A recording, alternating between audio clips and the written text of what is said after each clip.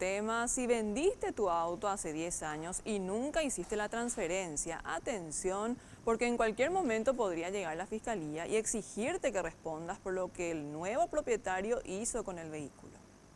Un vehículo es vendido hasta 6 veces antes de que se haga la transferencia, informó Andrés Hermosilla del Registro Automotor. Esto puede llegar a ser muy peligroso, ya que uno nunca sabe en manos de quién puede terminar un vehículo que está a su nombre. Imagine que un delincuente comete un crimen y en un circuito cerrado se ve la chapa de su vehículo. La policía iría directamente hasta su casa y usted tendrá que comprobar que no es el responsable del hecho. Nosotros informamos sobre el titular de dominio, ¿verdad?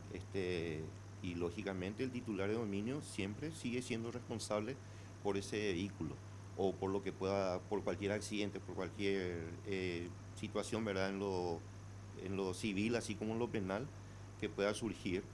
Hermosilla explicó que anualmente se reciben unas 500.000 solicitudes de transferencia, pero que según datos extraoficiales, las ventas a través de contratos privados son mucho mayores.